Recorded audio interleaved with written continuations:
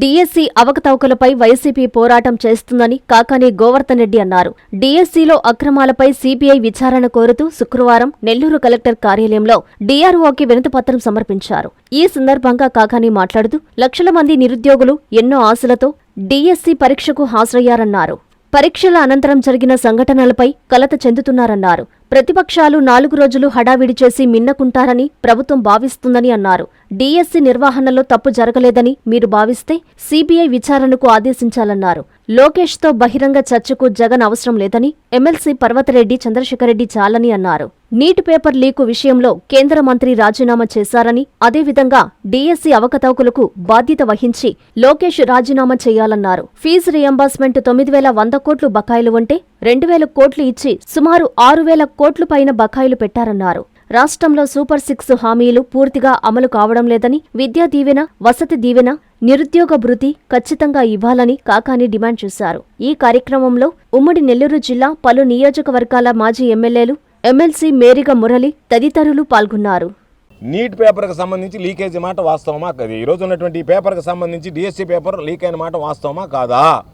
Out sourcing ఉద్యోగి కీలకమైనటువంటి బాధ్యతలు మీరు అప్పచెప్పారు.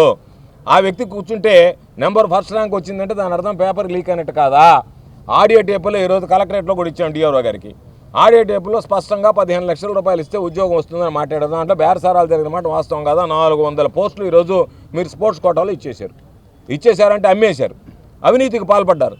కాబట్టి దాని మీద మీకు నిజంగా మీరు పొరపాటు చేయలేదని మీరు అనుకుంటే, మేము ఎక్కడ పొరపాటు చేసినటువంటి పరిస్థితి లేదు అనుకుంటే సిబిఐ విచారణకి ఇవ్వండి.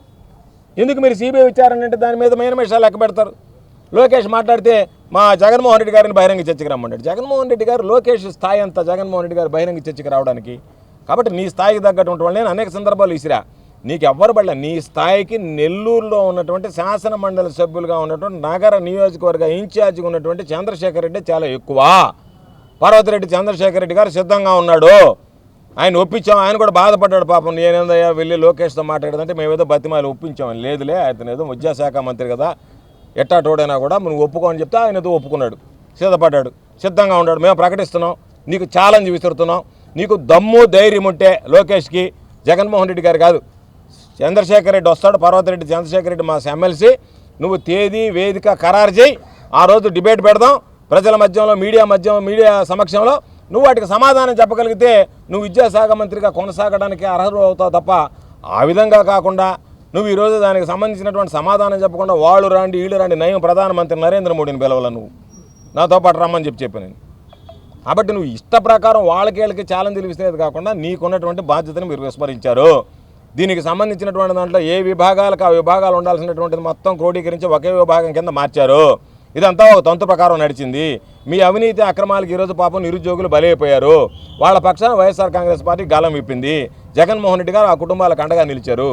మీకు నైతిక విలువలు లేకపోయినా పక్కన నీట్ పేపర్ లీక్ అయింది అని అంటే కేంద్ర మంత్రి ధర్మేంద్ర ప్రధాన్ ఏదైతే రాజీనామా చేశాడో దాన్ని దృష్టిలో పెట్టుకొని అక్కడ ఆయన నైతిక విలువలు కొనసాగించినట్టుగా అందరూ అభిప్రాయపడుతున్నారు. కాబట్టి అదే విధానాన్ని మీరు కొనసాగిస్తూ ఒకవేళ మీకు విలువ లేకపోయినా వాళ్ళని చూసైనా నేర్చుకొని ఆ పదవికి రాజీనామా చేయండి అని చెప్తే ఆ పదవికి రాజీనామా చేసి నిష్పక్షపాతంగా ఒక స్వతంత్ర సంస్థ అనేటువంటి సిబిఐ చేత దర్యాప్తు చేయించండి అంటే దానికి మీరు ఇష్టపడటం లేదు అని అంటేనే ఇక్కడ అవకతవకలు జరిగాయనేటువంటిది స్పష్టమైపోతుంది. అధికారుల చేత ప్రెస్ మీట్లు పెట్టిస్తున్నారు. అధికారి వచ్చి ఏం చెప్తున్నాడు? ఆ ప్రభుత్వం ఇచ్చినటువంటి నియమ నిబంధనల ప్రకారం మేము రిక్రూట్మెంట్ చేసామన్నాడు. మేమనేది ఏంది? మీరు ఒక ఆటల పోటీల్లో అనవసరమైనటువంటి ఎందుకు పెట్టారు? ఏదన్నా బ్రిడ్జ్ గేమ్ గురించి మాట్లాడితే ప్యాకాట్కి బ్రిడ్జ్ గేమ్కి తేడా తెలుసా అన్నాడు ముఖ్యమంత్రి గారు. మాకు తెలియదు. బ్రిడ్జ్ గేమ్ దేంట్లో ఆడతారో చెప్పవా? బంగారు కాసులతో ఆడతారా, పేక మొక్కలతో ఆడతారా? పేకాట అంటే ఏంది? పేక మొక్కలతో ఆడే పేకాట. దానికి ఏంది పెద్ద డెఫినేషన్ కావాలా? దానికి సంబంధించినటువంటి దాంట్లో అలివి కానటువంటి డెఫినేషన్. కాబట్టి మీరు చెప్పినటువంటి గేమ్లు ఇద్దరు పట్టుకొని ఏదన్నా పాప ముసలోళ్ళు ఎవరన్నా మామూలుగా ఉండేటువంటి వాళ్ళు ఏదన్నా ఆట విడుపు కోసం ఆడతారు. ఇది టగ్ ఆఫ్ వార్. మొన్న ఎమ్మెల్యేలు కూడా లాగారు. వీళ్ళు లాగితే వాళ్ళు కూడా దాంట్లో టగ్ ఆఫ్ వార్లో ఏమన్నా బలం ఉండేటువంటి లాగేస్తే వాడికి ప్రైజు ఏముంది? దానికి అది పెద్ద అసోసియేషనా? బాల్ బ్యాడ్మింటన్ ఎప్పుడో పాప మర్చిపోయారు. ఇప్పుడు షటిల్ బ్యాడ్మింటన్ ఉంది. ఆ బాల్ బ్యాడ్మింటన్ ఒకదాన్ని తీసుకొచ్చి దానికి ఒక అసోసియేషన్ లేనిటువంటివన్నీ తీసుకొచ్చి పెట్టి వాళ్ళకు దొంగ సర్టిఫికేట్లు ఇచ్చి వాళ్ళకు ఉద్యోగాలు ఇచ్చేటువంటి ప్రయత్నం చేయడం ఎంత దుర్మార్గమైనటువంటి విషయం.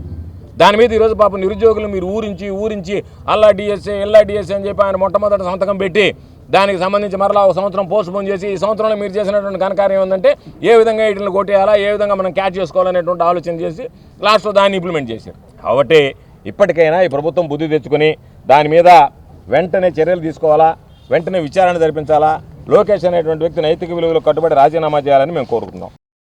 కస్టమర్లకు 100% నమ్మకం, మీరు పెట్టిన ప్రతి పైసాకి భరోసా మా VNR Palazzo Grand. Nellore children's park road, Pinakini avenue, 5వ వీధి. నూతనంగా నిర్మించిన అధునాతన పలోజో గ్రాండ్ అపార్ట్మెంట్ లో ఫ్లాట్లు కలవు. ప్రభుత్వ అప్రూవల్ తో నిర్మించబడిన 5 ఫ్లోర్లలో లగ్జరీ అపార్ట్మెంట్ నెల్లూరు ప్రజలకు అందుబాటులో కలదు. నేషనల్ హైవేకి అతి సమీపంలోని వెన్నార్ పలోజో గ్రాండ్ లొకేషన్ నుంచి కేవలం 100-200 మీటర్ల పరిధిలో కార్పొరేట్ హాస్పిటల్స్, ఇంటర్నేషనల్ స్కూల్స్, కాలేజీలు, సూపర్ మార్కెట్లతో పాటు 1/2 కిలోమీటర్ దూరంలో రైల్వే స్టేషన్, బస్టాండ్లు, సినిమా థియేటర్లు, మాల్స్ అందుబాటులో. 5 ఫ్లోర్లలో నిర్మాణం. ఫ్లోర్ కి 6 ఫ్లాట్లు. ఒక్కో ఫ్లాట్ 3200 SFT తో నిర్మాణం మరియు ప్రతి ఫ్లాటు 4 బెడ్రూమ్లతో కూడినది. ప్రతి ఫ్లాటుకు విశాలవంతమైన 3 బాల్కనీ, సిట్అవుట్లు కలవు. ఈ అపార్ట్మెంట్ నిర్మాణానికి ఉపయోగించిన మెటీరియల్ ప్రతిదీ నాణ్యతతో పాటు బ్రాండెడ్ తో కూడినది. అత్యాధునిక వసతులతో కూడిన నిర్మాణం వెన్నార్ పలోజో గ్రాండ్ ప్రత్యేకత. Car parking, children's play area, lobby, apartment చుట్టూ ఎటు చూసినా 20 అడుగుల సెట్ బ్యాక్స్ తో పాటు 2 వైపులా ఎంట్రన్స్ తో 24 గంటల సెక్యూరిటీతో అత్యంత విలాసవంతంగా గేటెడ్ కమ్యూనిటీ స్థాయిలో నిర్మించిన అపార్ట్మెంట్ ఇది. Ready to occupy. పూర్తి వివరాలకు సంప్రదించండి. Phone number 9963333753. I'm Nilor. Please subscribe to N3 TV.